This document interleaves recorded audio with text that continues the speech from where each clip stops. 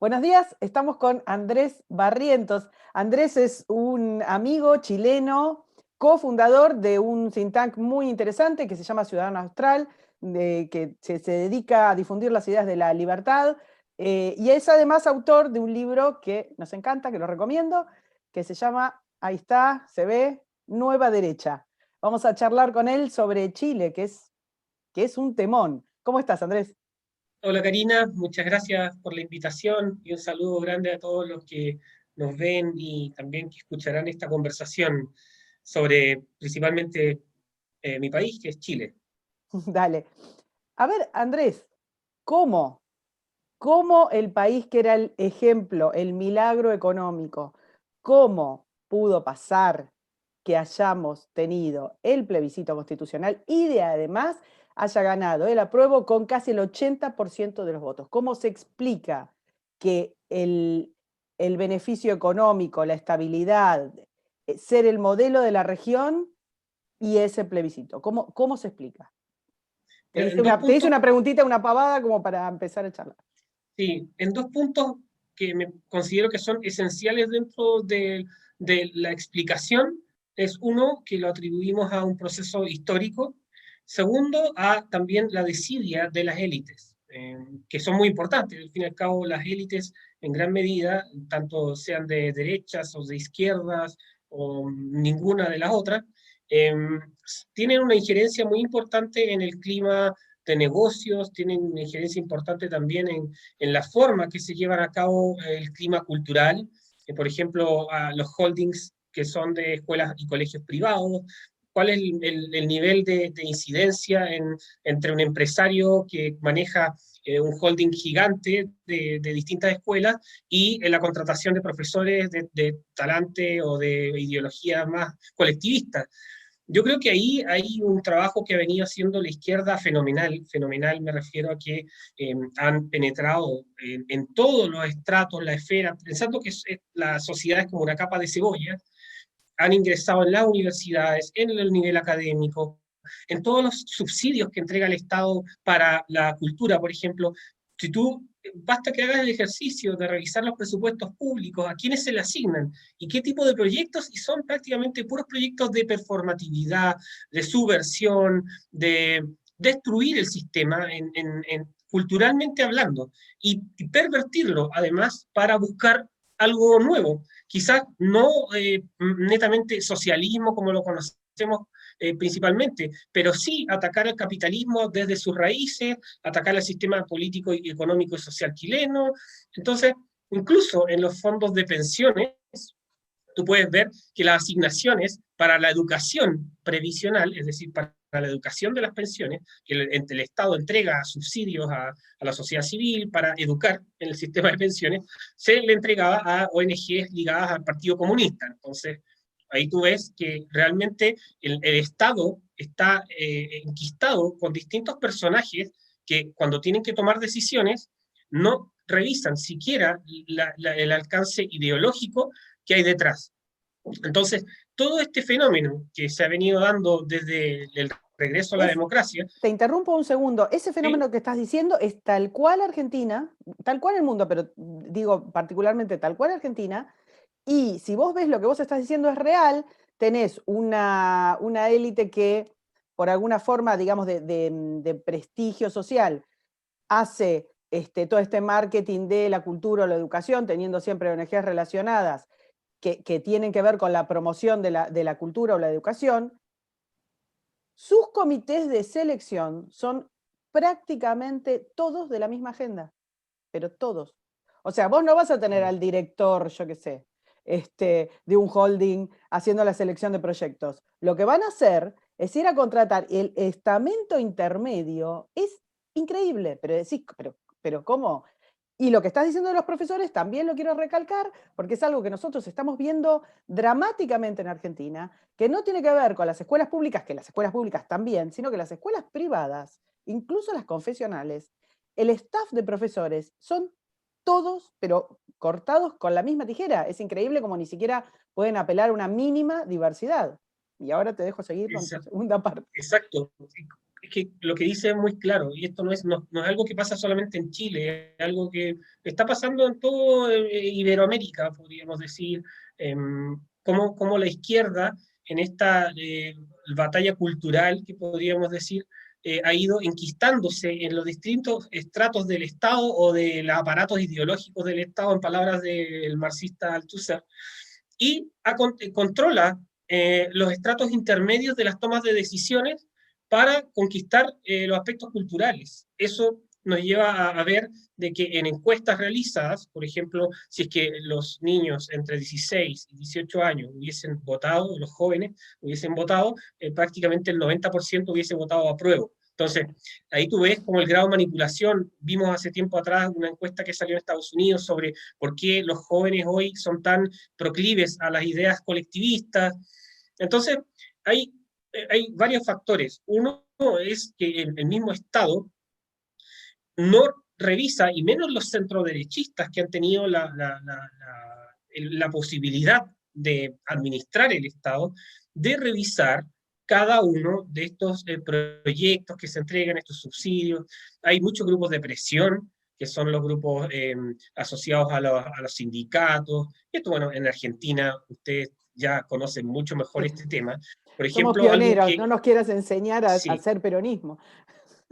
hay algo que a mí me llamó mucho la atención las primeras veces que visité Argentina, y yo no conozco Buenos Aires, pero sí conozco Córdoba, muchas veces he ido para allá, y era ver que los bancos tengan paro. Para mí eso no existía en mi concepción mental, pero desde el año pasado ya empezamos a ver estos actos ilegales. En Chile eso era condenado ilegal, la protección laboral, por ejemplo, te daba permiso para que tú puedas despedir gente si tú paralizas este servicio esencial.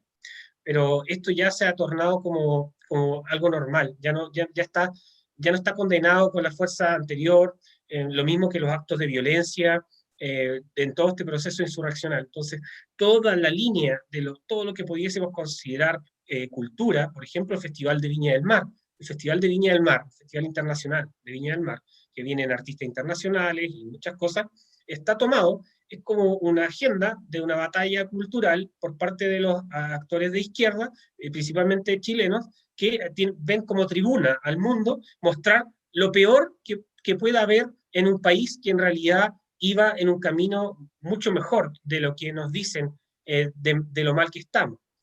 Por ejemplo, algo que también relaciono a la desidia de las élites, es que en Chile el 23% de la población pasó del 25% más pobre al 25% más rico, que es lo que nos califica como el primer lugar del mundo en movilidad social.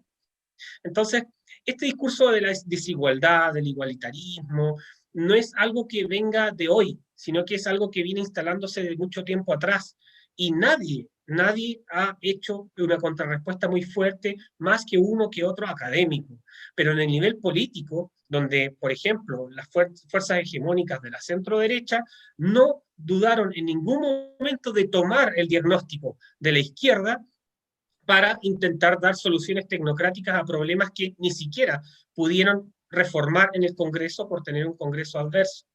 Entonces, el En problema... parte eso es relativo, o sea, es cierto lo que estás diciendo, pero también es cierto que de última la agenda de la calle no se conformaba con el bienestar económico. Esto nos te está dando una pauta fenomenal. Mientras estamos hablando con Andrés, están en debate las elecciones en Estados Unidos, que es flor de despiol, está muchos estados judicializados y demás, y estamos hablando de un repunte económico que se suponía que le iba a dar la victoria a Trump, y sin embargo no. Y lo mismo estás diciendo vos, o sea, los parámetros de movilidad social, de bienestar, eran claramente superiores en la región y en gran parte del mundo, y sin embargo esto, si vos tenés que explicarlo, es porque no se entiende, es porque no servía, no permeaba en la conciencia de la sociedad en sí misma, ¿no?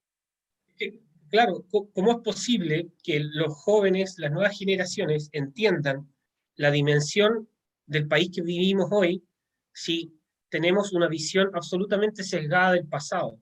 Si tenemos una prensa que yo creo que la prensa hoy es un órgano político, absolutamente. Pasamos de la farándula que copiamos de Argentina, pasamos de la farándula de los programas que son de diversión, a que esos mismos actores comenten todo el día sobre política de manera sesgada y a favor a las ideas colectivistas de izquierdas. Entonces, si tú tienes todo el día a una masa poblacional que ve la televisión, que escucha a los periodistas, que ve las noticias con un sesgo brutal, ¿cómo es posible que tú, y más encima, después llegas a clases, estás 9 horas sentado frente a profesores, y ellos mismos replican lo que la prensa señala? Muy pocas personas son aquellas que se cuestionan y tienen pensamiento crítico, porque el pensamiento crítico que ellos han instalado es el pensamiento crítico al tradicionalismo, a las ideas de la libertad. Cuando hablan pensamiento crítico o teoría crítica, se refieren a ese tipo de pensamiento crítico, pero no cuestionan nada de dónde están insertos y que al fin y al cabo, a mi juicio, terminan siendo un ladrillo más en el muro, como la canción de Pink Floyd. Claro. Ahora, decime una cosa. Todo esto tiene que ver con un contexto que, como decíamos, de corte internacional. Se viene viendo en distintos lugares, no solo de Iberoamérica, sino en el mundo. Pero es cierto que nuestros países van como un poco de la mano en estos fenómenos. Ahora, 18 de octubre de 2019, hay un aumento en el boleto del subte, o sea, un disparador menor, realmente menor, y revienta el país por el aire. ¿Cuál es el análisis que Exacto. haces de no haber visto venir eso? Hablo de la derecha chilena, de no haberlo visto venir, de no tener, de la derecha y del gobierno en sí mismo, digamos, de los mecanismos de control que tienen que ver con proteger a los ciudadanos, y de ese 18 de octubre al 18 siguiente y al 25. ¿Qué pasó en ese año? Mira, para partir antes del diagnóstico que podemos hacer de la situación, tenemos que entender que, en palabras de Althusser, el aparato represivo del Estado, en lo que serían las fuerzas de orden y seguridad, están con las manos atadas en nuestro país. No pueden hacer nada. Nada, me refiero a que tú ves a fuerzas policiales que no pueden utilizar sus armas de servicio cuando están afectando su vida, cuando no pueden utilizar sus elementos de protección o escudos o estos bastones retráctiles. No, tú los ves desarmados enfrentándose a turbas que tiran piedras gigantescas que están picando de las calles. Entonces, ante eso, tú dices, ¿esto puede parar? No, no puede parar porque el aparato represivo del Estado, que tiene que garantizar las cosas básicas como orden y seguridad, no pueden hacer nada porque además tienen organismos de derechos humanos financiados por aportes del Estado que son de izquierdas por lo demás, y tú puedes revisar los perfiles de las personas que integran ahí, que ganan sueldos considerables, vas a ver que no pueden actuar. Entonces, ante la inacción de las fuerzas de seguridad, el lumpen, el terrorismo, la insurrección, la anarquía, no tiene ningún freno. Entonces, va a seguir esta escalada de un proceso que nosotros atribuimos insurreccional. Entonces, sumado primero al clima cultural, que nos han lavado los cerebros. Segundo, la desidia de las élites, que lo que se han dedicado en Chile principalmente es a hacer buenos negocios, sí, a entregar empleo también, pero también comprar paz social.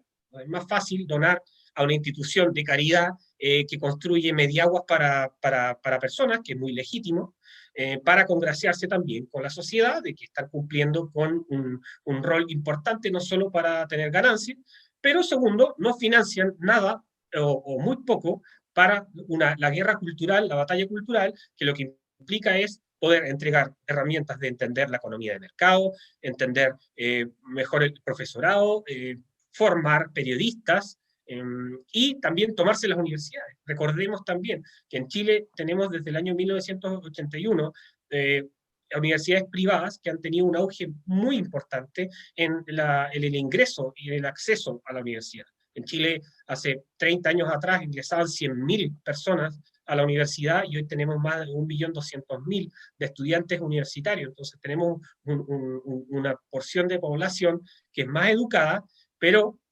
las mismas universidades han sido tomadas por profesores de izquierdas universidades financiadas por personas que incluso trabajaron en el gobierno de Pinochet, por ejemplo, y sus universidades están tomadas en agendas radicales de izquierdas, maoístas, trotskistas y todos estos grupos, y que esos grupos, posteriormente, sin pasar a trabajar al mercado laboral, pasan directamente al Congreso e integraron 30 diputados y que ha hecho ingobernable este país en el último tiempo. Entonces, esa es una arista, y la otra que hablábamos era que el 18 de octubre lo que ocurrió fue simplemente que se dio una instancia que podía haber sido antes o después. Y aquí yo no concuerdo con los análisis de que digan de que esto no se vio venir. Basta con ver los liceos o colegios emblemáticos de secundarios que fueron utilizados como laboratorios para la insurrección. Atentados terroristas, jóvenes que rociaban con Hay benzina.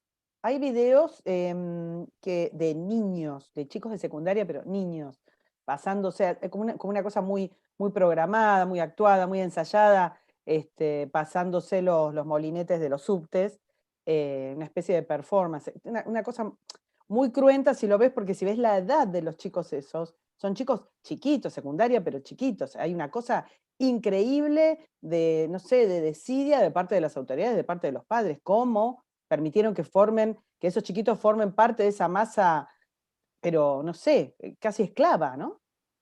Sí, me gustaría también tocar los temas teóricos que hay detrás después, pero, Sí, por dale, ejemplo, tuve el año 2006 las revueltas pingüinas de secundario, así exacto. le llaman a los secundarios acá por la vestimenta que es blanco con negro. Bueno, las revueltas pingüinas del 2006 pasaron después de que esos chicos, el 2011, peleen por la gratuidad educacional. Esos tipos pasaron después al Congreso de las izquierdas, y en esto estoy hablando de las izquierdas, porque la derecha nunca ha tenido una pelea de igual a igual generacional en el Congreso ni en otro nivel. Ellos han tomado la agenda absolutamente. Entonces tú tienes tipos de 40, 50 años discutiendo con veinteañeros y treintañeros en el Congreso. Entonces el lenguaje es distinto, la forma de comunicar es distinta, la performatividad de la Totalmente, discusión es claro. diferente, es difícil conectar esos mundos, y entonces tienes ese proceso. Entonces siempre los secundarios han sido la carne de cañón para iniciar las revueltas, ya sea ambientalistas, feministas, u otra. Ecologistas, indigenistas, todas. Sí, y lo que hemos visto en el último tiempo es que lo que ocurrió el 18 de octubre fue un síntoma más de algo que podía haber ocurrido porque se aprobaba un permiso ambiental de una central hidroeléctrica. Podía haber sido, ¿ya? Porque el clima cultural estaba dado para tener revueltas en Chile, y lo que se veía en las calles, en rayados, en el avance del personal del universitario, promoviendo distintos actos conmemorativos de revueltas, de fallecidos, de algunos punks, de lo que podemos llamar como los marginados, o que ellos mismos se autodenominan. Entonces, todo este tipo de ritualidad, dada también por el feminismo radical, que ha penetrado en todo nivel en nuestro país, incluso las autoridades gubernamentales han tomado el discurso que hay detrás, o el diagnóstico. Estuvo Judith Butler el año 2019, antes a la revuelta, y dijo, bueno, la revolución será feminista o no será, tengan cuidado con los radicales de derechas y los evangélicos, etcétera, porque ellos cortan la agenda política que tienen. Pero bueno, ella se llevó doctorado honoris causa de una de las principales universidades del país, que es la Universidad de Chile, y tú hubieses visto, yo fui a esa conferencia y pude palpar ese nivel de ofuscación hacia el sistema político, económico y social para buscar una transformación radical. ¿Hacia qué? No lo sabemos, porque en realidad lo que están presionando es hacer un cambio radical a las formas de relacionarse entre la sociedad, sin ofrecer una alternativa, solamente cambiando el sistema, llamando más injusto, más inclusivo, no sé, pero tienen una agenda totalitaria encubierta, o si es que uno empieza a escarbar un poco, la ve que es explícita inclusive. Entonces, son distintos factores que han ido influyendo en esta insurrección. ¿Y por qué llamamos insurrección? Porque ha habido coordinaciones coordinaciones de, por ejemplo, hubo más de 100 organizaciones de trabajadores, de pensionados, de estudiantes, de distintas organizaciones marxistas y comunistas que se organizaron para hacer presión al gobierno y generar una especie de caos para un golpe de Estado. Y esto poco se habla, ¿eh? Un golpe de Estado de guante blanco, posmoderno, un golpe de Estado no con las guerrillas de antaño, Sí, sí, sí. pero Se ayornaron muchísimo la modalidad, es cierto. Ahora, también es cierto que todos los mecanismos que nosotros suponíamos que el Estado tenía, estás hablando de la Fuerza de Seguridad, es cierto lo que decís, es tal cual y también es calcado, y también es cierto que el poder político no se opuso, no criticó. Hubo un momento de Piñera que dijo, bueno, esto está organizado, no sé qué. A los 2 minutos fue para atrás, casi que se disculpó y tomó la agenda hablando de, sí, es verdad, estos reclamos son legítimos, y de ahí en más, un año de decadencia fenomenal hasta llegar al plebiscito. exacto. Eso es interesante el fenómeno porque las fuerzas políticas tradicionales que tienen representación en el Congreso y sobre todo también de la centroderecha, tomaron todo el discurso y el diagnóstico de la desigualdad. Legitimaron el diagnóstico y lo que me parece más, a ver, lo que me parece más escandaloso, no solo que hayan legitimado el diagnóstico, que ponerle que podría haber sido una estrategia, sino que legitimaron el mecanismo por el cual vos llegás a un plebiscito. O sea, premiaron el incendio de cuántas estaciones de subte, 80. Alrededor de cerca de Bueno, 80. premiaron el desastre, el incendio, el saqueo, la amenaza, la premiaron con un plebiscito constitucional. Es increíble con nada, con lo que vos decías, un disparador, que podía haber sido ese o cualquier otro, porque estaba en el aire. Mira, hace un par de días atrás, dos personas que estuvieron involucrados en la destrucción de una de las estaciones fueron absueltos por la justicia. Entonces, tú ves que Te das cuenta, claro, todos los mecanismos, no tenés ni siquiera división de poderes. No sé. entonces, claro, hay un tema que es más complejo que simplemente que analizar si es que Chile tiene o no inequidades, que eso es una realidad, hay inequidades territoriales, hay inequidades de ingresos, que es natural en un país capitalista, pero no se hicieron las reformas necesarias para avanzar hacia la mejora del sistema político y económico chileno. Y eso por la desidia también de los mismos políticos, no solo también de las élites económicas, sino que también de las políticas, donde no se la jugaron por dar una fuerte pelea, por profundizar la economía de mercado, por profundizar las problemáticas que puedan haber en el mercado laboral, por mejorar la productividad, la competitividad, y no transmitiendo eso, más simplemente utilizando sus cargos para poner a familiares o para también estar involucrado en casos de corrupción. Eso claramente genera una baja de expectativas de las personas hacia los políticos, que los partidos políticos, bueno, esto pasa en todo el mundo, pero están en muy baja aprobación, de las más bajas, pero también vemos que la institucionalidad en sí misma ha perdido legitimidad por lo mismo. Entonces, si tú prometes A como político y la gente genera expectativas a ese A que va a generar un cambio o va a generar mejoras y no se realiza porque la misma institucionalidad, la maraña institucional no lo permite, claramente eso va a generar frustración y problemáticas. Y esto estamos hablando solamente como a nivel institucional, porque podemos empezar a escarbar un poco más en los grupos asistémicos, los antisistémicos, y también los extraparlamentarios, que son todos estos grupos que han presionado a que el gobierno, principalmente lo que querían era que el presidente renuncie, y hasta el día de hoy quieren eso. Pero las fuerzas políticas aquí se reunieron para poder decir cómo nos salvamos y firmaron un acuerdo por la paz, que no llegó paz, pero sí un plebiscito para avanzar hacia una nueva constitución. Entonces aquí todos se frotan las manos porque la centroderecha ve las encuestas y dice, parece que el candidato nuestro, que es Joaquín Lavín, está primero en las encuestas con un comunista, entonces un comunista no va a ganar. Eso dicen las élites, ¿no? Y por otro lado, ven a su candidato que es potable de ser el presidente próximo y dicen, bueno, si gana el plebiscito, probablemente vamos a tener una constitución firmada por un centro derechista. Entonces, con ese análisis ingenuo y solamente mecanicista, ven como una buena oportunidad de tener la constitución propia para alejarnos también del gobierno militar y toda la herencia que siempre la izquierda ha reflotado para su discursividad. Entonces, aquí ocurren dos cosas. La izquierda puede quedar deslegitimada en el caso de que eventualmente gane un centro derechista y se firme una constitución con un centro derechista en el poder. Entonces, va a ser bien interesante Bueno, el en realidad, fenómeno. mucho no les importaba, la constitución que van a renovar está firmada por Lagos, no por Pinochet. Y ese es otro tema. Lo que dices tú es una realidad. La constitución política chilena ha tenido cientos de modificaciones. Y el plebiscito del 80, que fue el cuestionado porque no había servicio electoral en esa época, estaba recién armándose.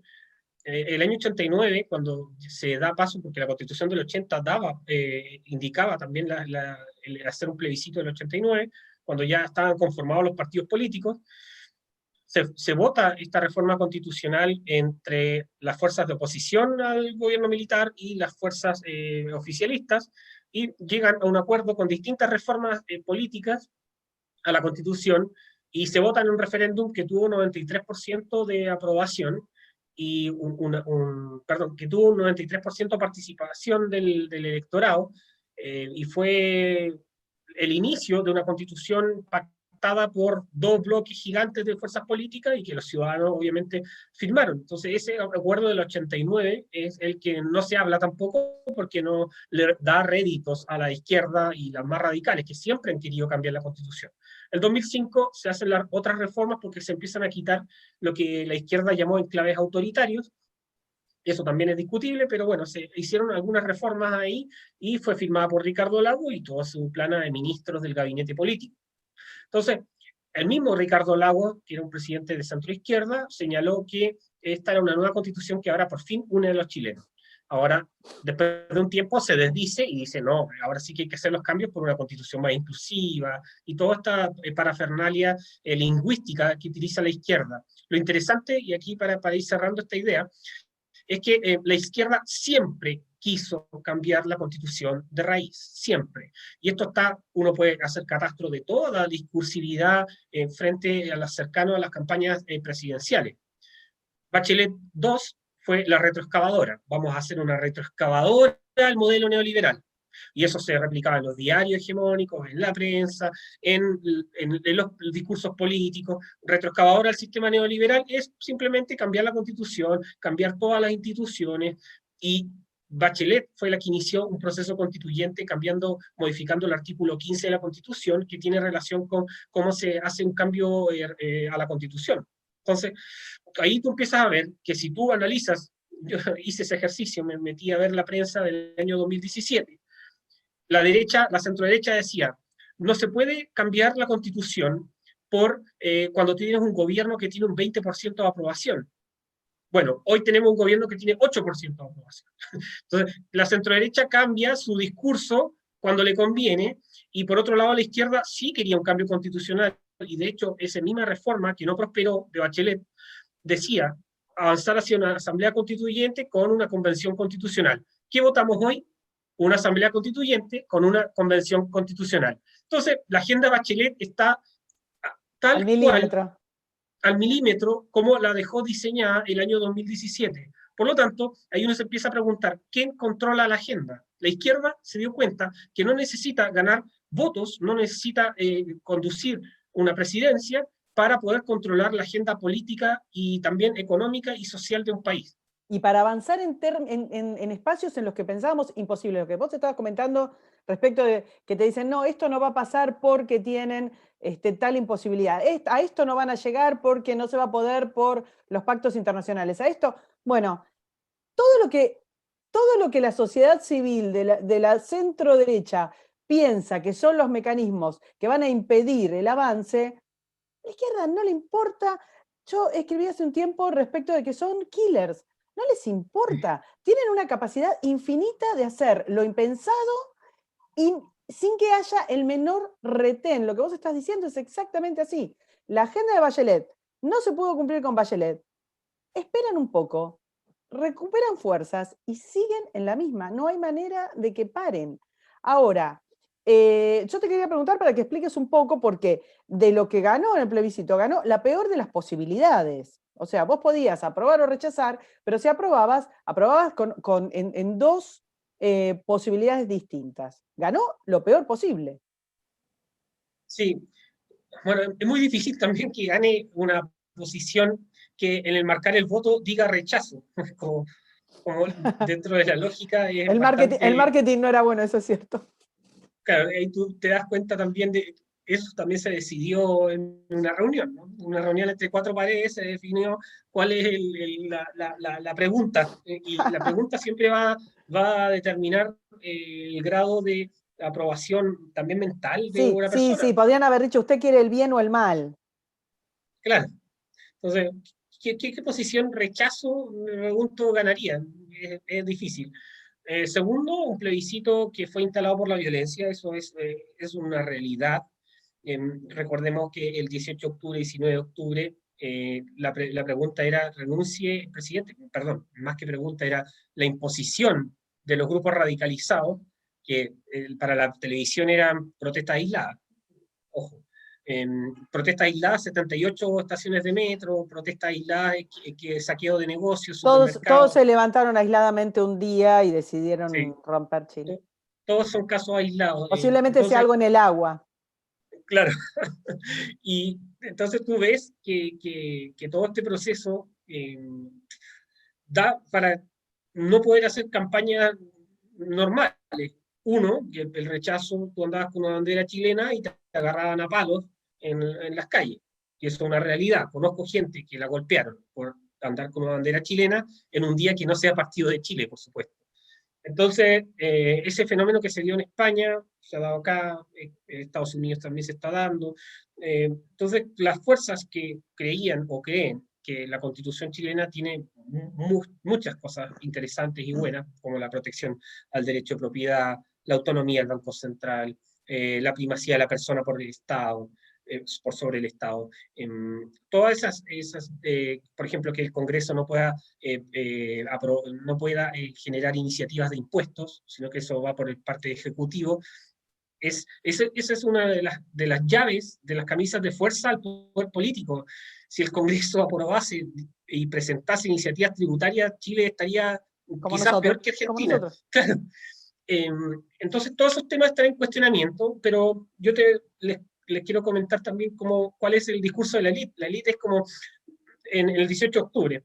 No se preocupen, el sistema de pensiones están dando, tenemos que hacer algo más solidario para entregar pensiones del Estado también, pero eso no está en cuestionamiento. Bueno, un año después vamos a sacar ya el 20%, 44% de las personas ya no tienen un peso en sus cuentas individuales, entonces se está desmantelando el sistema de a poco, cada vez más, y ya se aprobó un nuevo retiro de un 10% y presentaron ya una indicación de otro nuevo retiro de otro 10%, entonces ya La izquierda siempre tuvo particular inquina en el sistema de pensiones chileno, pero particular inquina. Pero era como, no porque, sé, la piedra en el zapato.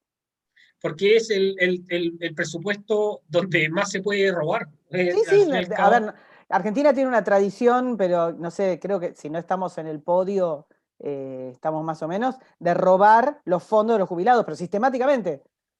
O sea, es increíble, nosotros no tenemos, lo que tenemos es un esquema Ponzi que además ya quebró, no tenemos sistema jubilatorio real. claro. Entonces, eso era una de las cosas. Otra de las cosas que decía la élite, me refiero a la centro-derecha, y en diarios y todo, es que el Banco Central no está en discusión su autonomía. Este es como el típico discurso tecnocrático de que como las cuestiones están funcionando naturalmente, van a perpetuarse en el tiempo porque funciona bien. No, la izquierda quiere intervenir el Banco Central, quiere tener injerencia en el Banco Central. Por la izquierda, si pudiese imprimir billetes para poder financiar a todo el mundo, para cooptarlos y financiar sindicatos y todas estas cosas, lo va a hacer. Y bueno, hoy está en entredicho la autonomía del Banco Central. ¿Por qué? Por también la discusión constitucional que se viene, donde todavía no se zanjan las reglas del juego de cómo se van a aprobar los distintos artículos que pueda redactarse una constitución. Entonces, para mí, esa constitución yo no le tengo mucha expectativa, porque va a ser un mix de expectativas, de No, a ignorancia, ver, Andrés, no, de no tenés todo. que tener muchas, tenés expectativas cero. Además, Mm. salga la Constitución que salga. Si pueden cambiar una, prendiendo fuego dos estaciones de subte, bueno, pues te cambian la otra. ¿Qué problema hay? O sea, Ese, ese, ese sinceramente. punto que, ese punto que dices tú es fundamental. Hace unas semanas atrás me tocó debatir con un candidato a gobernador y decía, bueno, ahora por fin el pueblo se manifestó y ahora podemos tener una constitución gestada por todos los chilenos en democracia, con una aprobación, y bla, bla, bla. Y yo le decía, ah, perfecto, entonces en 3 años más voy a organizar fuerzas políticas, voy a juntar fondos, voy a organizar distintos grupos de presión, vamos a destruir el país, no vamos a tener ninguna represalia de eso, no vamos a estar presos, nos van nos van a absolver Absolverse. de todos los cargos y vamos a presionar por una nueva constitución. Entonces, perfectamente, como se dio el escenario ahora, podría darse en 4 años más, 5 años más, porque tenemos un grupo de políticos que no le interesa al país y que están dispuestos para conservar sus cargos y su nivel de injerencia en el poder, a ceder lo que sea para un cambio de la Carta Fundamental. Eso es muy clave. Y si vamos un poco más atrás, nosotros podemos ver que también gran parte de los chilenos, cerca del 80% de los chilenos, no conocía los artículos de la Constitución y estaba dentro de las últimas prioridades políticas. Cuando fue la elección de Piñera con Guillé, que es el candidato del lado de la izquierda, fue dentro de las prioridades de todas las encuestadoras, principalmente era seguridad, salud, pensiones. 3 puntos. Y ninguna de las 3 grandes reformas o de mejoras en los sistemas de inteligencia del país, mejoras en los sistemas de cómo se relacionan las fuerzas policiales con los ciudadanos, la disminución del narcotráfico, la violencia en los asaltos, eh, nada. Segundo, salud, se hace una modificación a la ley del sistema privado, no al público, que es donde más gente se Por supuesto, atiende. claro. eh, Después, y que el sistema privado funciona bastante bien. Lo digo a modo personal, porque yo me atiendo en el sistema privado de salud y nunca he tenido ningún problema. Eh, bueno, tercero, el tema de el trabajo, las jubilaciones. eh, Hay problemas, sí, pero las personas que han cotizado por largos periodos de años sin lagunas previsionales, es decir, por ejemplo, si tú dejas de trabajar, tú, si puedes seguir pagando eso que te pagaba tu empleador, obviamente te va Sí, a sí. mejorar tu pensión futura, pero bueno, ninguna propuesta innovadora, por ejemplo, que en vez de dar subsidios finales a los jubilados, se pueda ingresar un budget o un presupuesto a las familias vulnerables, a los hijos, es decir, abrirle una cuenta de capitalización individual a los niños, que rentaría cuando sean viejos, de gran manera sería una cuenta de ahorro previsional con un subsidio del Estado que podría haber sido. Nada, de esas reformas, nada. Segundo, reformas, por ejemplo, para mejorar el mercado laboral, porque si tenemos lagunas es porque hay falta de Inestabilidad, exacto. formalidad. Entonces, la formalidad en Latinoamérica es un cáncer, y lo dice Hernando de Soto en su libro El otro sendero, en los años 80, y vemos a toda Latinoamérica con índices de informalidad más del 40%. Entonces, el Estado, esto por un lado, el Estado no se financia con gente que no tributa. Segundo, el Estado eh, eh, hace que el mismo sistema se degrade cuando las personas no están insertadas en el sistema previsional, en la salud, y están informales. Entonces, como están informales, reciben ingresos completos y cuando tienen que recibir alguna prestación, tienen que pagar más en el sistema privado porque lo están cotizando, porque la cotización es como un seguro, Sí, sí. y por lo tanto no se hace sustentable. Y lo otro es que el sistema público no ha hecho grandes reformas porque principalmente está dominada por Mm, sindicatos, por asociaciones que como siempre. están con Ahora, intereses principalmente de la izquierda. vos mirá que notable, porque vos estás poniendo una agenda de prioridades en el orden más o menos común que tiene que ver con la preocupación por la economía, el trabajo, la seguridad y demás, que más o menos corresponde a la inmensa mayoría de las personas. ¿Cuáles son las demandas de la nueva constitución que se van a brindar? Bueno, paridad de género, una agenda verde, andás a ver dónde la sacan, el tema indigenista, y ahí te quiero, no sé si querías cerrar un tema más, porque yo tengo 1000 cosas para preguntarte, pero te quiero llevar a la impronta que en ustedes es superior, ahí sí nos van llevando a la delantera, pero que tiene que ver con el tema indigenista. Sí, mira, para cerrarte la idea, Bien. es que para todos los que nos ven, es que la izquierda reformada con Foro de Sao Paulo, Grupo Puebla, han entendido, y me refiero a todas las fuerzas políticas que se decantan de ahí en toda Latinoamérica, han entendido que primero no necesitan ganar una elección para controlar la agenda política, porque las fuerzas policiales, las fuerzas de orden y seguridad están atadas de manos para poder actuar y preservar el orden.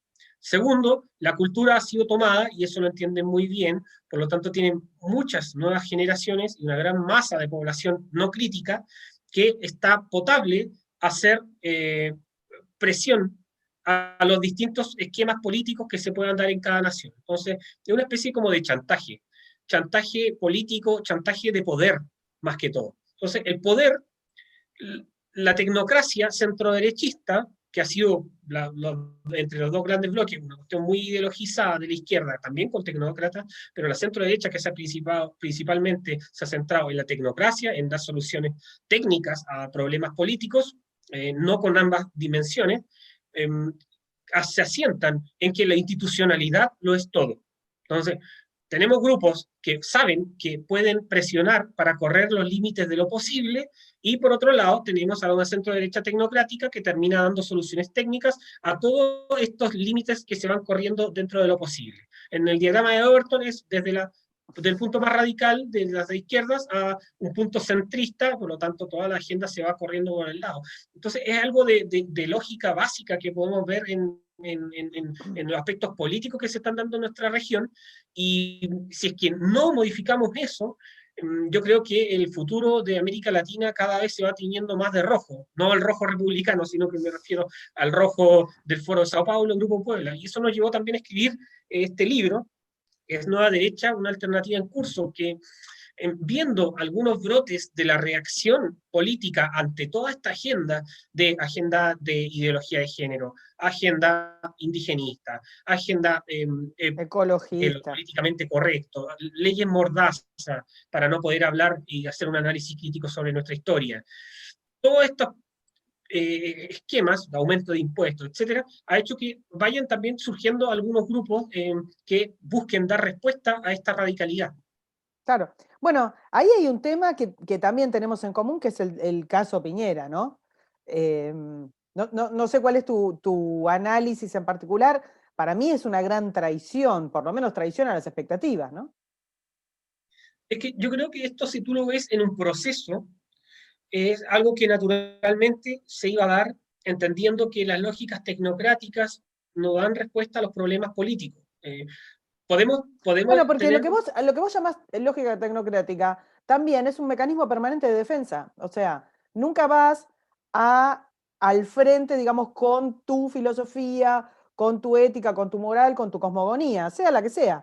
Lo que están haciendo las derechas, la verdad que no sé si decirle derecha, pero lo que están haciendo, digamos, los teóricos contrapesos de la agenda de la izquierda es ir a la defensiva. Entonces te dicen, no sos lo suficiente igualitario, y vos en lugar de mostrar que no tenés que ser igualitario, que solamente tenés que permitir que se desarrolle, y ustedes tenían un desarrollo superior a la región, en lugar de eso vas diciendo, no, esperen, ok, voy a ser igualitario como ustedes quieren. No, esperen, sí, la verdad, la mujer está oprimida. No está oprimida, no podés, lo tomás, lo aceptás, y no solo eso, sino que gestionás mejor que ellos. O sea, lo que les propones es gestionar mejor su agenda.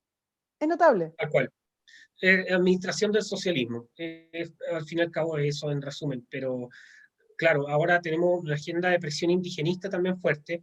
Yo creo que esto es parte también de un modelo que se ajusta, que es el modelo de revolución molecular que plantea Félix Guattari, que era amigo de Lula da Silva, y en su libro Revolución Molecular, lo tengo por acá,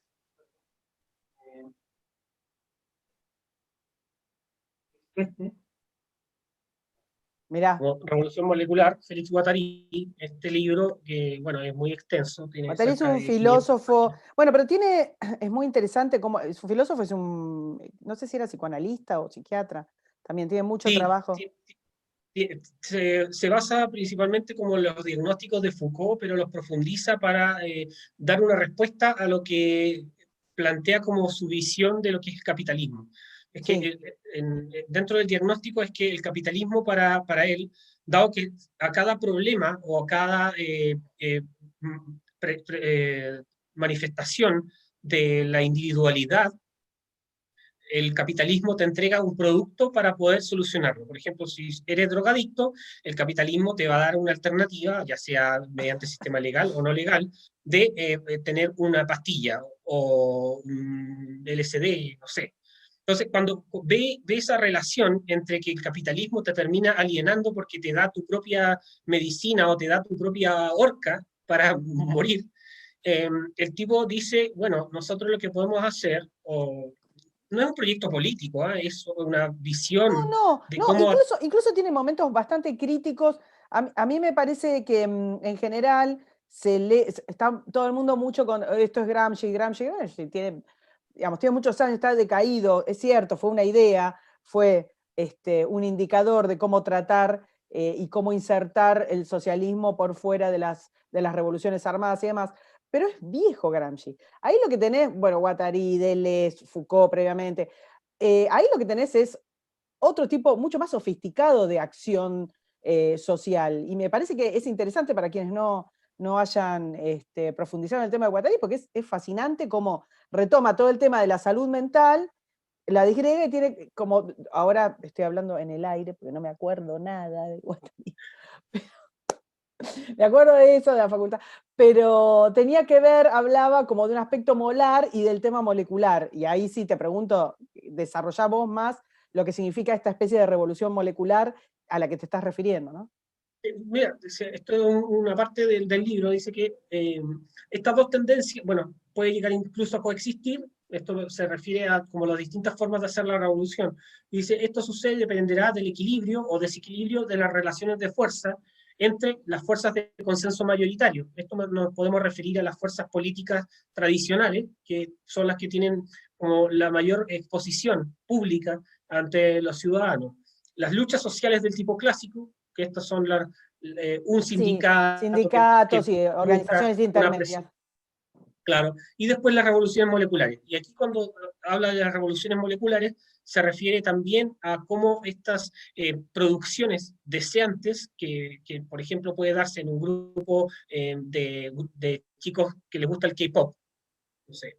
Estos chicos de K-pop ven y se reúnen, son una tribu urbana y pueden ser potables para ser agentes revolucionarios. Bueno, en Chile ocurre eso. Puedes encontrar grupos pro-indigenistas, puedes encontrar grupos que les gusta el K-pop, Naruto y todas estas cosas que son más de anime y llevan a esta, como en una forma de gamificación, llevan los videojuegos y toda la vida virtual hacia una proyección en sus vidas cotidianas. Entonces tiene harto de psicología, psiquiatría. Sí, Por ejemplo, algo muy importante también en lo que habla de la revolución molecular es que y esto es basado en Foucault, es que Guattari dice con Deleuze, señalan que los claro. enfermos, la mentalidad del psiquiatra, o perdón, la mentalidad del psiquiátrico, de la persona que tiene problemas psíquicos, tiene que ser llevado también al campo político. Entonces, no hacia la condena del sistema capitalista que a la persona que tiene problemas psiquiátricos le ofrece una pastilla, un tratamiento. Para ello eso es parte de insertar a la persona en el sistema capitalista para seguir preservando su doctrina totalitaria en términos de ellos. Y aquí es donde empieza a jugar el rol de la psicología y la psiquiatría, donde dicen, mira, ellos y su método de enfrentar a la realidad, que es alejado de la realidad misma que te ofrece el capitalismo, es muy importante para entender, para poder derrotar al capitalismo o para poder cambiar el sistema de la relación capitalista con el individuo. Entonces, por eso hablan del esquizoanálisis, es la esquizofrenia llevada, exaltada a nivel de normalidad.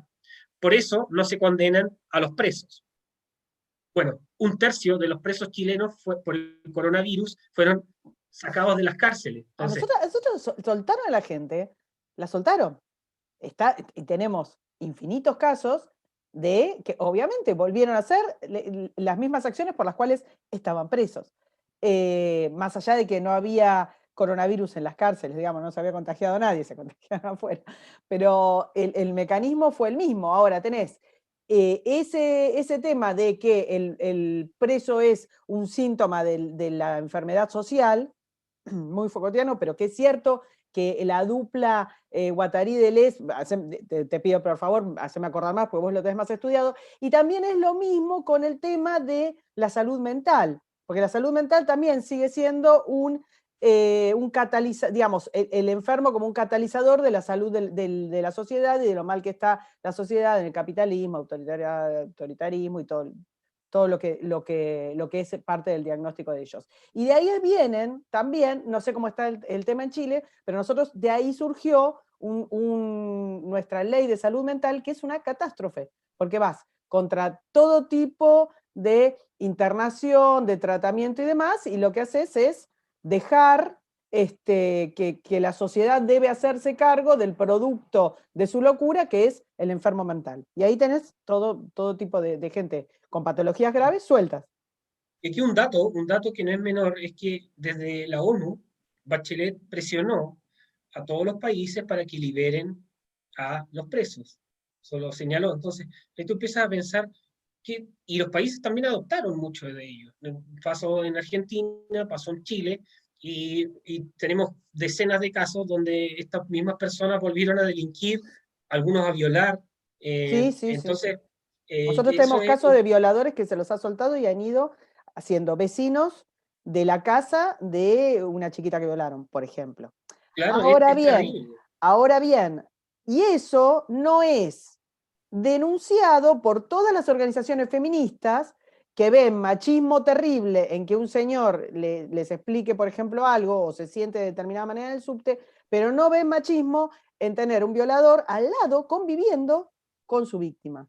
Entonces ahí ves, digamos, que parte de todo, bueno, ustedes están también con el tema del feminismo muy avanzados. Sí, es muy interesante eso porque tú, bueno, yo tengo formación ingeniero, entonces siempre he sido de números, pero en realidad me ha apasionado siempre paralelamente las humanidades y la música y esas cosas. Entonces, cuando tú vas a la filosofía y tú puedes ver el nivel de profundidad y cripticidad en el análisis de Guattari, o Deleuze o Tikkun, etcétera, tienen un lenguaje muy críptico, es difícil a veces de tratar de entender y hay que releer, Son etcétera, autores fascinantes, pero digamos a todo esto, que realmente son autores fascinantes. claro, pero esto más allá de Gramsci, más allá de Marx, de hecho ellos Sí. mismos critican a Marx, Gramsci, en tanto a sus visiones, entre comillas, conservadoras de lo que es la sociedad líquida, ¿ya? Entonces, es interesante ver cómo la filosofía tiene una aplicación práctica en la sociedad. Esto no es dos tipos que se fuman un porro y escriben, bueno, puede haber sido, pero esto hoy está llevándose en la práctica en nuestros países, está, está llevándose cada una de las cosas señaladas, están siendo utilizadas como armamento político en la agenda. Y lo interesante es que esto no es una coordinación macro que decanta en las bases populares, sino que es una receta, y esto a mi juicio, y yo lo califico que es una receta para las personas que tienen carencias en su vida. Y esto me refiero a personas que puedan tener problemas económicos, personas que puedan tener problemas sentimentales, personas que puedan tener problemas de su relación con sus padres, los marginados, bueno, aquí mismo lo dicen, las prostitutas, los travestis, todo lo que no es lo normal para una sociedad que tiene ciertos códigos en su tradición histórica, es una receta para todos ellos. Es una receta para algo nuevo, para buscar algo más. Entonces, ¿tú qué haces? ¿Qué respuesta das? Y esta es una crítica que yo también hago a todos los liberales latinoamericanos que piensan que por mostrar un gráfico de barrita van a lograr hacer un cambio cultural, que es difícil. Eh, ¿Qué pasa cuando tú le das un panfleto a un joven que está en la Frustrado, pubertad y frustrado. frustrado porque, no sé, la novia lo dejó? y ve que con esto se puede sentir importante, con el sacar una pequeña bomba Molotov y tirarla y sentirse importante, relevante, que aparezca en las noticias, por ejemplo. Se empiezan a sentir que parte de su acción y su actuar en sociedad puede ser considerado. Y además es de acción simple. Primero, porque no tienes una represalia de ello. Si tú Exactamente, no tenés, o sea, a ver, también desde uno de los aparatos del Estado respecto del cual nos sentíamos protegidos, que es la justicia, está avalando esto, o sea, no hay ninguna, ninguna contraprestación al hecho de tirar una bomba molotov o robar o ejercer cualquier tipo de violencia, no pasa nada. Entonces, esto es un manual filosófico para dar respuesta Al a, frustrado. a la frustración del ser humano. Así de simple. Y tú lo puedes ver cuando lees los manifiestos que son nosotros controlamos. Es como que te da la impresión de que tú, siendo una hormiga dentro de la sociedad, puedes llegar a ser un Poderoso, grande actuando tal solamente cual. en base a tu voluntad y a tu deseo. Por eso no hay racionalidad, por eso tú no puedes sentar a debatir con las personas, por eso en las revoluciones moleculares, que se dan en todo aspecto, no tienen líderes, pueden ser dos chicos que se dedican a hacer panfletos y regalan en colegios, pueden que otros los vendan por ahí, puede ser dos chicos que lo que hacen es performances todos los días, lunes, en tal lugar, por harto tiempo, pero van transformando los códigos naturales de una sociedad. Y esta crítica yo la hago también, como la extiendo a personas que tienen un vasto conocimiento como del clima global, que por ejemplo Axel señala que esto es como viene además una neoinquisición. Sí, Y la sí, lo neoinquisición, entrevisté hace un tiempo, Axel, sí, tal cual. claro, la neoinquisición es toda la corrección política llevado ya a todos los niveles de la acción pública. Si tú dices A, no puedes decirlo porque si no te cancelan, te quitan tu contrato y ya no puedes actuar. Pero yo lo veo No, leyendo y más ahí autores. volviendo al tema de las élites o de quienes comparten de alguna manera y respetan las ideas de la libertad de expresión y demás, hay un montón de cosas que si bien se saben que son mentiras, acá no se dicen. No se dicen porque también de alguna manera somos reacios a la confrontación, ¿no? Para evitar el quilombo. No, deja, eso no lo toques. Che, mira, cantidad de desaparecidos. No, está bien, pero no te metas en eso. Che, mira, no es verdad lo del cambio. A ver, los índices que están hablando sobre la climatología no son reales, no se sostienen. Sí, pero mira, y es así, es como un permanente huirle al conflicto, huirle a la confrontación. Sí, yo creo que esa palabra la voy a tomar, la que señalas. Es la huida, y en esta palabra de Heidegger es la huida del pensar. Porque al fin y al cabo, cuando tú piensas y tienes un diagnóstico de lo que ocurre, si es que tú tienes dos opciones, uno, tomar partido para dar alguna posición, para poder mostrar una alternativa a, o simplemente seguir haciendo tu vida de forma normal, que lo podemos hacer tú, lo puedo hacer yo, lo pueden hacer todos los que nos están escuchando. Pero cuando tú ves que esta irracionalidad está cruzando todos los límites de lo normal y está afectando a la libertad de las personas, y esto, por ejemplo, a las personas que son más religiosas, bueno, aquí hay un grupo de personas que quieren cancelar toda manifestación pública de lo que significa la fe y en Dios.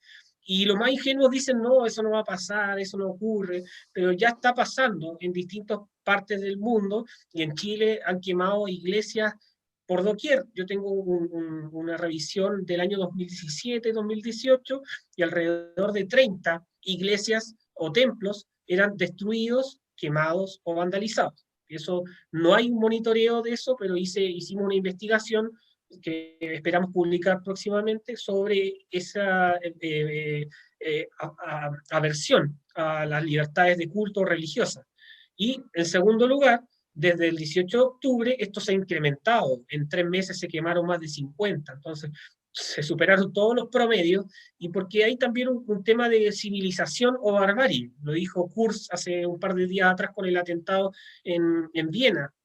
Entonces, y ahí vuelvo también al tema de la cancelación, que Kaiser bien señala de que hay una especie de cultura de cancelación ante todas las oposiciones distintas a esta hegemonía progresista, pero yo también lo veo como un poco más allá, leyendo a estos autores, y que es que más allá de la cancelación misma, que es el avance que van Sí, dando sí, particularmente en el tiempo para que no hayan posiciones contrarias, es que ellos, además de una cancelación, lo que hacen es una resignificación de la historia, de los símbolos y de la semiótica, por así decirlo.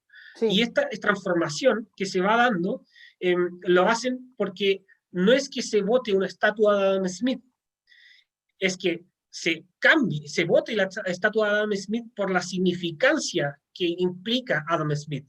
No es porque no nos gusta Adam Smith, sino que significa que nosotros necesitamos darle una vuelta. Por ejemplo, algo muy particular en Chile, por ejemplo, tenemos un conquistador, o no sé, Pedro Valdivia. Si se vota una estatua de Pedro Valdivia, un busto de Pedro Valdivia, no es para cancelar a Pedro Valdivia, sino que es para resignificar a Pedro Valdivia. Entonces aparece una estatua de un líder indígena. No es que se cancele Pedro Valdivia, sino que se resignifica un monumento por otro. No es que se, por ejemplo, otro caso, la estatua de Baquedano. Las estatuas siempre tienen un nivel simbólico de lo que es una patria. Entonces, como ellos no creen en la patria, claramente tienen que darle una vuelta para algo nuevo. No es que cambien la estatua de Baquedano, que está en Plaza Italia, en la capital Santiago de Chile, no es que la cambien, la pintan de rojo. No es que, podemos ir con muchos ejemplos, no es no, que no. cambie.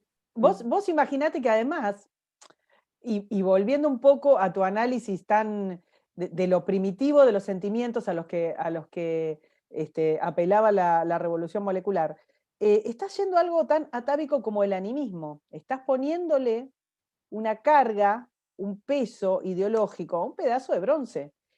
Y le pones, y vas con la vida con eso. Nosotros tenemos, obviamente, como en todos muchos casos paralelos, en los cuales lo que nos ha pasado es que, de nuevo, nadie ha dado la pelea contraria a la religión indigenista. No podés decirlo. Entonces te tiran cualquier número. Roca mató a 2 millones de personas. Che, pero no había, ni siquiera existía, digamos, no estaba en el censo. Eso no pasó. Mirá los datos, no les importa. Tiran, sostienen, y nosotros, de alguna manera, nosotros, los medios y demás, han comprado eso.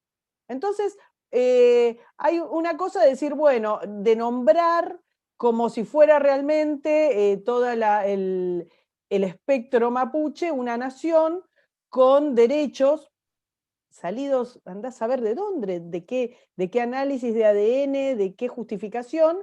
Y entonces, una vez que naturalizaste eso, ya después el choque entre la fuerza de seguridad y el movimiento indigenista, bueno, ahí vamos viendo quién tiene un poco más, quién tiene un poco menos, estamos naturalizando un movimiento que es claramente subversivo, o sea, subvierte un orden en el cual las personas sabían que tiene que ver con la ley, tiene que ver con la justicia, está subvertido y está naturalizado. Y el indigenismo no se discute.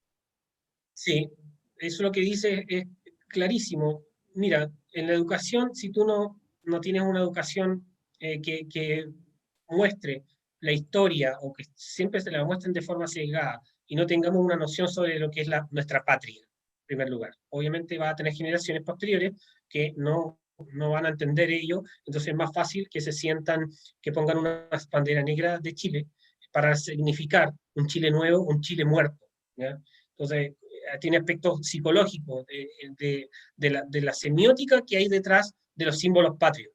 Entonces, ¿por qué se enalza un perro callejero con una pañoleta, un perro negro con una pañoleta roja? Bueno, anarquismo. ¿Y por qué se hace una sacralización de ello mientras al lado están quemando una virgen?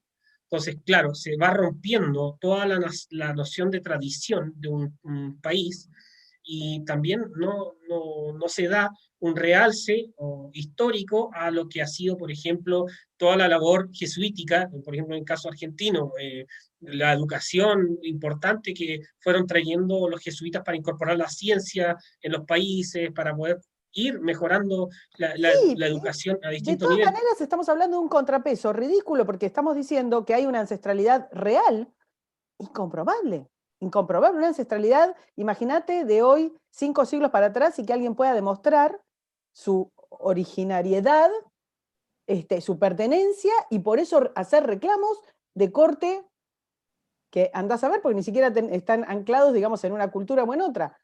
Realmente lo que me pasa es que en este sentido tengo que ir un poco más para atrás. La simbología contra la que estén yendo puede ser cualquiera, puede ser simbología relacionada con lo constitutivo de los estados nacionales americanos, por ejemplo, los conquistadores, o por ejemplo, algún prócer de hace 200 años, o puede ser un tema religioso, o sea, no me importa, porque la base misma sobre la que están es un indigenismo que estamos dando por bueno, que no existe. Sí, y tiene otras variantes ahí. Por ejemplo, en el caso chileno, tú puedes encontrar, y esto no se puede analizar solamente en una dimensión, tú puedes encontrar grupos radicalizados, pues se han visto conexiones con Venezuela, eh, líderes de estos movimientos separatistas, etnonacionalistas, tienen vinculación con Diosdado Cabello, con distintos actores latinoamericanos, pero las centroderechas están mudas respecto a todos estos Tal temas, cual. no condenan radicalmente o ni siquiera persiguen penalmente a todos estos grupos. Se han detectado drogas, se han Y detectado el mecanismo de financiación armas. es similar, claro, obviamente. Entonces, tú tienes drogas, tienes armas comprobables, no estoy inventando, esto lo pueden ver en la prensa, drogas, armas, un sistema judicial que está tomado, cooptado por la izquierda. Grupos de personas y jóvenes lavados de cerebro por profesores que adhieren a causas indigenistas. Entonces, tiene una serie de factores que configuran que en el territorio más pobre de Chile, que es la Araucanía, que es el sector de Arauco, donde estaba principalmente la etnia mapuche, y que también cruzan Argentina y todo, eh, toda esa mezcla de cosas hacen que se desbarate o tenga muy poco peso el orden, la seguridad, el derecho de propiedad. Entonces, eso lleva también a entender que esto no es solamente un tema particular de un país, sino que hay vinculaciones entre distintos Tal cual. estados.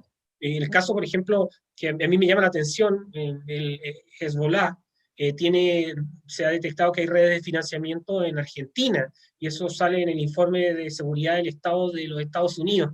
Y ahora me llama la atención porque se habla de Brasil, se habla de Argentina, y Chile no se habla nada de eso. Cuando hemos encontrado drogas, hemos encontrado muchas cosas, pero en ese sentido, aquí, y esto yo lo hablo de manera como lo vemos en Chile, es como tabú, eso no está en la prensa, siempre todos estos casos se ven como aislados, no se muestran las represalias de cuando descubren alguna persona en estos actos, y como que pasa en términos coloquiales en Chile pasa piola, Claro. no nos damos ni cuenta de ello. De hecho, hace un momento eh, hubo, hace un par de días, se detectó más de 1 tonelada de drogas en Italia provenientes de Chile.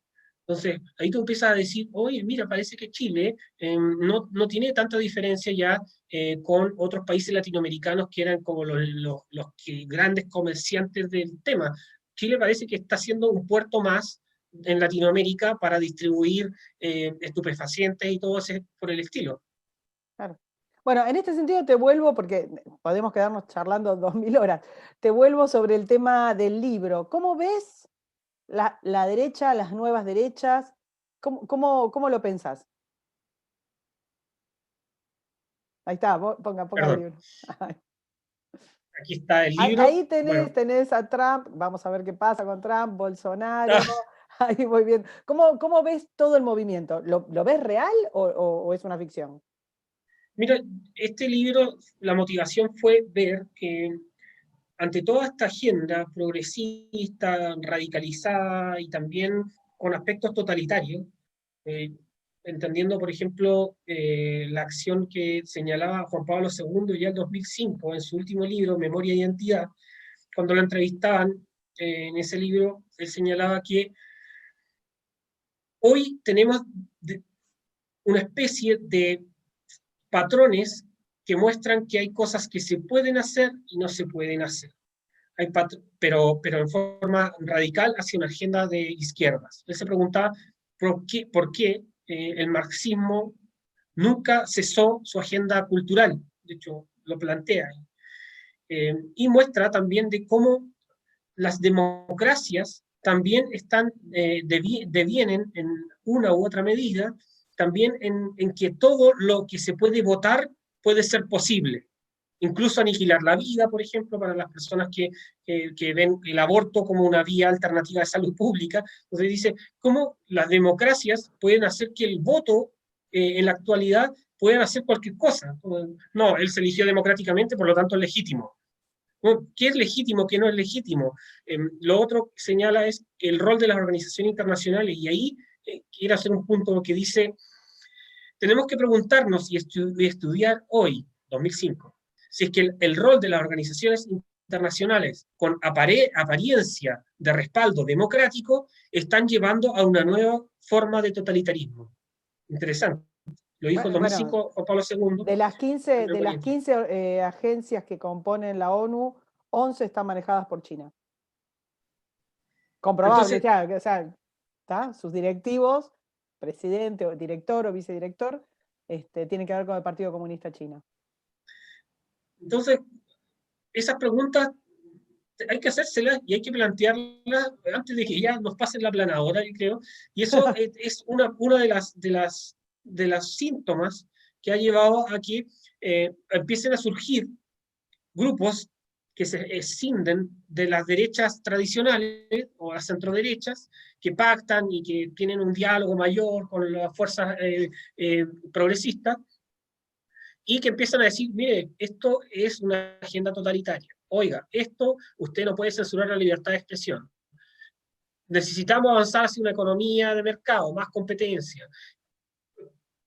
A denunciar también la intromisión geopolítica de los totalitarios. Tenemos que entender que no, en el orden global, todo país importante, me refiero a, no sé, o la Unión Europea, Sí. que no es un país, es un conglomerado de países. Pero la Unión Europea, en este caso Reino Unido, Estados Unidos, Latinoamérica, el Asia Central, no sé, China, son fuerzas que tienen un interés geopolítico. Claro, porque es un orden de hegemonía, de comercio, también cultural, etc. El idioma probablemente el chino todavía no ha sido penetrado tan fuerte en otros países, pero sí ya tienen centros en todo el mundo prácticamente.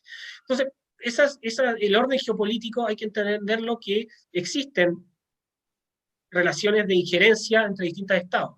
Ahora la pregunta que tenemos que hacernos todos es, ¿prefiero estar subordinado o relacionado, mejor dicho, relacionado con países que promueven al menos tener libertades civiles, políticas y poder tener libertades de expresión, o nos vamos a otro esquema entre los dos esquemas imperantes, que es un Estado tecnocrático manejado por un partido comunista, en el cual se cercenan las libertades individuales, te manejan todos los datos habidos y por haber, eh, y te califican inclusive como tipo de ciudadano.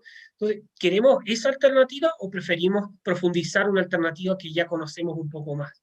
Entonces, eso existe, y eso lleva a que hoy también estas derechas nuevas tengan un componente de búsqueda de la tradición patria para poder enfrentar a las fuerzas progresistas que principalmente están virando hacia el lado de Oriente. Entonces, eso es un panorama global. Está pasando en España, está pasando bueno, en Austria también, en Alemania, hay En fuerzas Canadá, o sea, en distintos países del mundo han surgido, y nosotros vimos que bueno, en realidad, claro, el bloque, digamos, Europa del Este es, si te referís, digamos, a estas nuevas derechas, está siendo como mucho más fuerte, ¿no? Tiene que ver con eso. Yo pensaba que me hablabas de las fuerzas globalistas, pero de alguna manera sí, tenés Vox, tenés Austria, tenés Polonia, tenés todas estos nuevos movimientos. Ahora, ¿los ves con posibilidades, sobre todo en lo que tiene que ver con nuestra región? Yo creo que el caso de Bolsonaro es un caso de estudio, absolutamente. Es un hito, por eso te digo. Es un hito. Yo soy escéptico a dar pronósticos. Lo que sí es que esto va a seguir ocurriendo. Eso sí es verdad, eso yo lo creo. Entonces uno puede situarse en la visión positiva de decir, necesitamos más de esto, por lo tanto es probable que, dado la intensificación de esta agenda de control de las personas, obviamente hay gente que va a sentir que esta presión hay que darle batalla. Entonces van a ir surgiendo estos brotes en distintos países con un mayor o menor medida, porque depende de la tradición local, depende también de los problemas políticos, del sistema político local, pero, por ejemplo, lo que hemos visto en Chile es que la mayoría de las personas que optaron por estar contra el proceso insurreccional que llevó a votar por avanzar hacia el trabajo de una nueva constitución, principalmente ese 20% podría ser atribuible mayoritariamente a personas que no necesariamente estaban relacionadas con el sistema político formal. Y los partidos políticos formales que posteriormente se incorporaron a la visión del rechazo, tienen sus candidatos políticos que son del apruebo. Entonces tú empiezas a decir, mira, parece que hay una masa de gente Claro. que realmente pretende o puede conformar un bloque nuevo en la historia política chilena contemporánea. Y hay algunos liderazgos que han surgido y se ve en redes sociales, en YouTube, en Instagram. No hablo de líderes políticos, pero porque hay que entender que tú Bueno, puedes pero ser es cierto lo que tú vos puedes ser decís, que el divorcio de las masas votantes del centro respecto de los políticos que representan esos partidos es enorme. Y ahí tenés como una gran crisis de representatividad. Y en ese sentido, Cast, ¿cómo lo ves? O hay nuevos líderes? yo veo que Kast puede llegar, me refiero a José Antonio, puede llegar a ser una fuerza que configure un nuevo bloque político, un nuevo grupo perdón, un nuevo líder que aúne a distintas fuerzas que no se han sentido representadas por el sistema actualmente.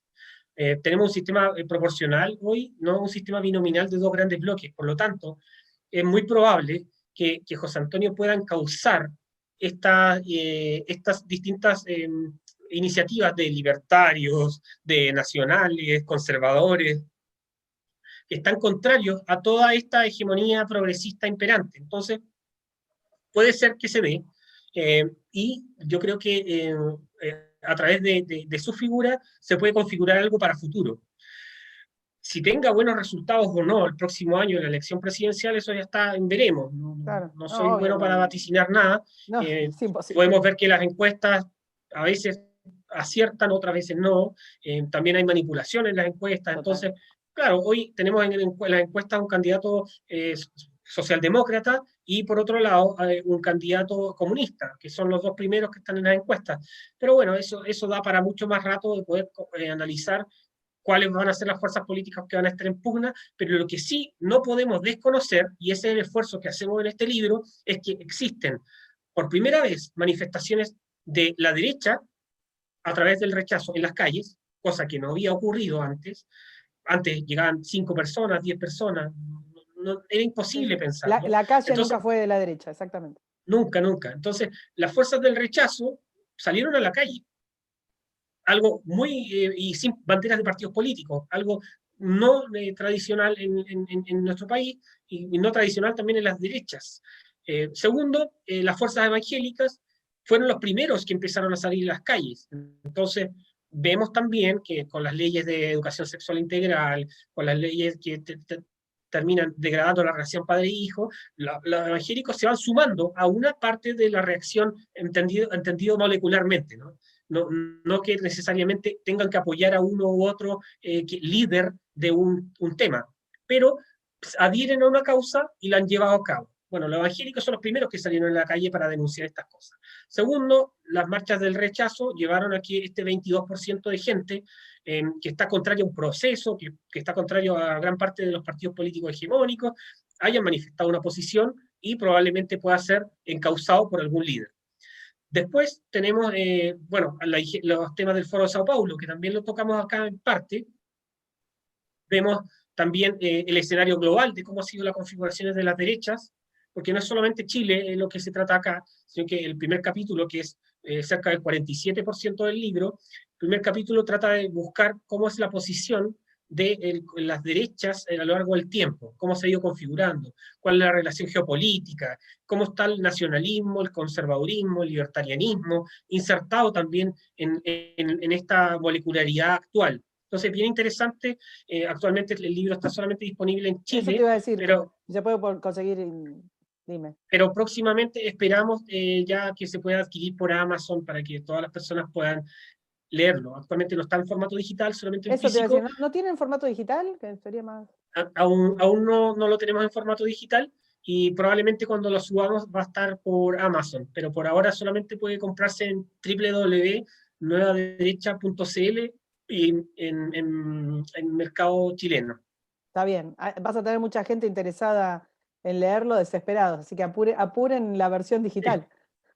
Bueno, sí, absolutamente. Andrés, me encantó charlar con vos, estuvimos muchísimo tiempo y vamos a hacer, dijimos una entrevista corta, ninguna entrevista corta, decimos larguísima, y además nos quedaron, si yo te muestro, tengo un montón de cositas más para charlar, así que posiblemente en algún otro momento te llame y hablemos un poco de filosofía, que me encanta, y la derecha se tiene que poner urgente a hablar de filosofía, es fundamental, porque si no nos vamos quedando atrasados. Esta fue una entrevista exclusiva para la del Char Diario. Andrés Barrientos, muchas gracias. Muchas gracias, Karina. Un saludo a todos los que nos ven y bueno, a tener pantalones para enfrentar al progresismo imperante hoy y necesitamos levantar nuevo liderazgo en toda nuestra región y coordinarnos. Así que eso, un saludo muy grande. Un abrazo, gracias.